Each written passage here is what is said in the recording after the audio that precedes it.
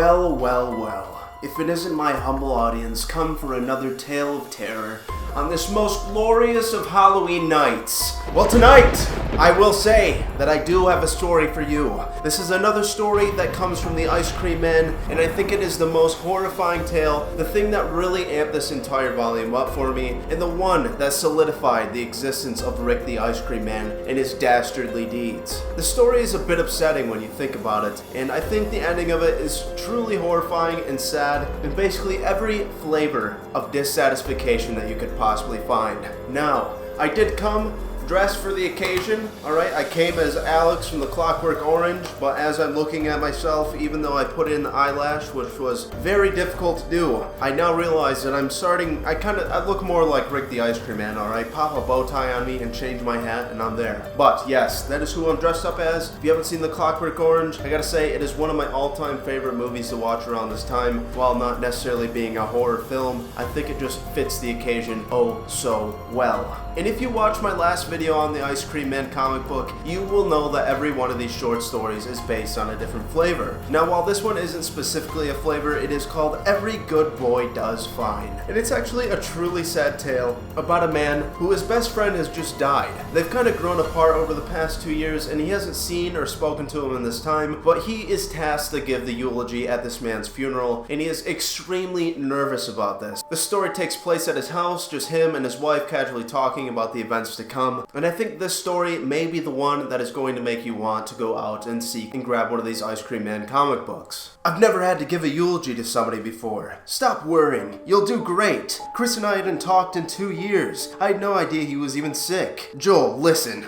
Life gets busy. People grow apart. It's just the way things go. I wish you could come. I can barely make it to the fridge with this thing inside of me. Try and enjoy a night away from home. You won't be getting many more once Pele here makes his arrival. And this is where things start getting a little odd. You start getting these weird red text bubbles on different events that happen in this story, and they all come across as a man who doesn't know what's going on. Like something terrifying and unreal is happening to him. What? Where am I? And suddenly Joel's getting his picture taken by his wife. She's just kind of trying to cheer him up and to bolster his mood before he has to go to this terrible event, to the loss of his friend, where he knows that he's going to be meeting up with this man's dad. And this all leads to some very mischievous events. I think his dad is coming. After all this time, 25 years, I'm not sure what I should say to him. And she hands him the picture, and he is a little bit sad about this. This is another theme that's going to go on through this story, is that this man just kind of feels like his life is rushing by without actually acknowledging what he wants. He feels short, he feels ugly, and he just feels damn old. I swear I used to be taller. Joel, Chris was one of your best friends. The only thing you need to worry about is being there for him. Now, let's hear it from the top. And this is where the eulogy begins. Chris was a complicated guy. He was first and foremost a musical genius. He had this ear. Any song he heard, he could play back on guitar or piano within seconds. It was amazing to watch. By my best guess, Chris was a living, breathing piece of major scale composition. His laugh was like a good chorus or a jingle, but then sometimes he'd brood. Like any genius, Chris was given to severe moods and bouts of self-deprecation that sucked the life right out of the room. We called these episodes his minor chords. And suddenly you see Chris's dad lighting a cigarette. You can tell that there's something very wrong with this guy. He bailed on his kid, and it's very clear that he regrets this a lot. He's not even going to be the one that's going to make the speech for his own son, and this is just more running plots that are going on with his story. But for all his complexity, there was also something about Chris that was profoundly simple. He loved it when an ice cream truck drove by. He'd hear the truck's music and immediately whistle it back, as if the song was somehow his, coming from inside him. That's how I'll remember Chris. Radiating music, licking a giant cone of vanilla on the sidewalk. And vanilla ice cream seems to pop up a lot in these stories. I know each one is basically about a different flavor of suffering, but that is the most common one in this. And as I make my way through all these different volumes, I'm wondering if this is going to have any kind of significance of what happens to the characters who order different flavors. I don't know if it goes all out like that, but I think it would be a very interesting pathway to go down. Rest in peace, buddy. Wait! Very strange, very out of nowhere, and on a first read and you don't know where this is going, it is a little bit confusing. You start to think that maybe this man giving the eulogy is somehow maybe living outside of his body, or if he's maybe being controlled by something, but this is just not the case. It's actually much worse than that. But now the funeral is over, and there's just a few more bystanders that are coming up and telling Joel what a great speech he just made, and how grateful they are that he was the one that got to do this for Chris. But as Joel's just kind of looking down at the casket of his best friend, this man's dad finally comes along. He is a short man. He's got the mad scientist look with the wraparound hair and the bald top, long ponytail. It's a very good look, and it's one that I hope to attain in my middle ages. I always said you had a way with words. Come here, brother. Mr. Carson. Hey, hi. I'm sorry for your loss. Your loss too, Jojo. Thanks for that back there. With his mom passed and me being me, I wasn't sure who it was that would speechify Chrissy proper. But of course it's you. It had to be. Hey man, I'm an old sad putz with no friends in town. You want to grab a drink? And Joel does agree with this. And this is where things are going to start picking up, where we're going to get to learn about where Chris's dad went when he left all those years ago. It's just such a sad tale of a father who never got to know his son, but they're sitting at this bar and they're both taking some shots, and they're just trying to make the best time out of this whole thing. Hold on a second. So, Sheila's pregnant. What? Sheila, little Sheila Decker, you two. Yup, 10 years this February. That's fantastic, man. Wow. Mr. Carson. And Joel takes another shot. He's about to ask him something very, very personal. I've always wondered, well, not always, but lately, now that why'd you leave? And this kind of has Mr. Carson stumped. He didn't really expect a question like this to be asked. I don't think anybody in his life has ever really put him on the spot just like this. But he says, huh? And you can see just a little bit of disappointment in his eyes. I've been considering it. Leaving. Christ. It's like my life keeps chugging along without consulting me, without asking me if I want to come along for the ride. And I keep thinking about what you did, and it seems possible. And Mr. Carson looks down with disbelief. He doesn't want anybody to follow in his footsteps, and it's not something that he is at all proud of. And he's about to do his best to make sure that Joel does not do this. Joel, listen, man. That was a long time ago. I was young and stupid. It was different, but you did it. You made the choice. A wife and a 7-year-old, and you just took off. And this is where Mr. Carson starts getting a little bit angry. He looks down at his drink, and he starts to tell this tale about where he went. He actually went off and he hung out with a bunch of flower children. He says, you know what I did? Do you want to know where possible gets you? I went and lived in the woods with a bunch of wannabe flower children, artists and musicians and self-described visionaries. We'd smoke dope, play music, and fuck like animals. Sure, it sounds great. And as he's telling the story, Joel ends up puking his brains out. They're a couple shots deep, and he just cannot hold it in. So he walks him outside to the trash can. This is not okay. And this is really where I started to see that something terrible was going wrong. That maybe this wasn't just Joel's inner voice trying to tell him that something's not right here, and that maybe this isn't even a part of Joel or Mr. Carson at all. But they both kind of chat about this commune that Mr. Carson went on, and he explains to Joel that it was all called free love, but what it really was just a bunch of closed doors. They called it free love, but any love worth its salt cost you. Being a dad seemed like a trap. I'd come home from a shift and Chris would be screaming, the kind of noise that made you want to shoot your brains out. Then he started with the music. At 6, the kid had more talent in his pinky than I'd had in my entire life. I assumed taking care of Chris and his mom meant that all my big ideas about the world and what I wanted to do all had to be put on hold. That me, the individual, had been erased by him. So I bailed, walked right out the door. But Joel, man, I don't know how to say this right. It's the other stuff that's a trap. The world out there. It's a bunch of locked doors. Being a dad was my way out, and I fucking blew it. You just presided over my son's funeral. You had to tell a story because I was too much of a coward to know it myself. Why does it keep changing?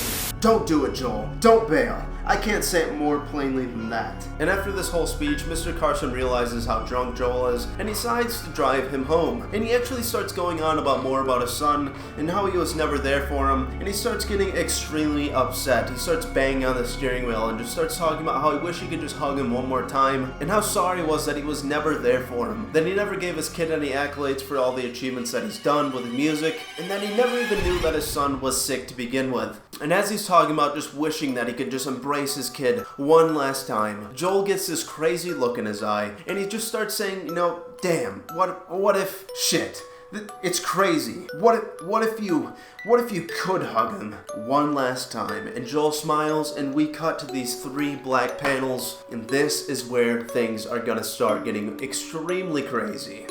Am I in hell? And now, a brief and unpleasant interlude. What? Where am I? Wait! Hold on a second! This is not okay! Why does it keep changing?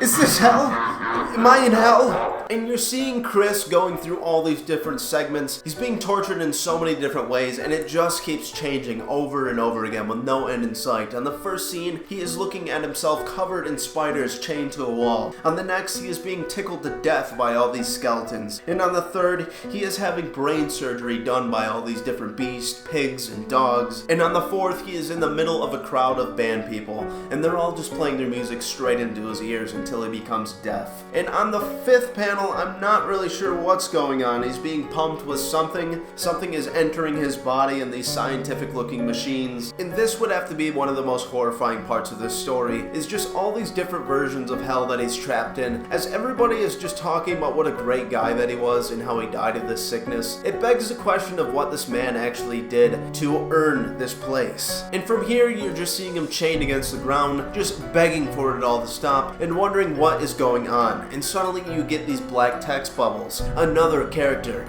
enters the arena. Everywhere is hell, Chris. You're in the sweet place, where all the sick little boys and girls come to rot their teeth. You died, and now you're here. Easy peasy, lickety split. You like music, right? And as I hear this, I'm starting to wonder if maybe the ice cream man, Rick, is more of a demon from hell. If not the absolute ruler, this man has some serious connections to it seems like, except he's able to rain terror on everybody at all times instead of once every 27 or 30 years or whatever it is. But suddenly this ice cream cone pops in Chris's hand and it's glowing. It's a vanilla scoop of ice cream, but suddenly it melts in his hand and the light is gone. Here's a tune I've been working on. Goodbye, Chris. Adios, kid. This is your fault. You're gonna be alone forever, champ. Bye. And you start seeing his dad leaving the door. Probably one of the most traumatic events in this child's life, and his face is melting right off of his body. And suddenly you're seeing this crazy monster entering the door. Do you like my song, Chris? Do you want to hear it for 1,000 years? And then it just cuts to this black panel once again, and you're just seeing these 2 people talking about how peaceful he looks. And now we see Chris in his open coffin in one of the saddest parts of this whole book, and it says, like he made it to the good place. Let's get him out of there. And Joel and Mr. Carlson are dragging this body out of the casket, alright? He's going to get his one last hug, and they lay him down against this tombstone. Mr. Carlson gets behind him, and he just starts hugging him for the last time, trying to usher in all the time that he missed, trying to make up for it in the sadness of ways. I'm sorry, Chrissy. I got it all twisted up. It's okay. I'm here now. And he starts crying. And this all is just starting to remind me of Pet Sematary a little bit, except this man is not coming back alive, alright? This ain't no Micmac burial ground, and there's basically nothing this man can do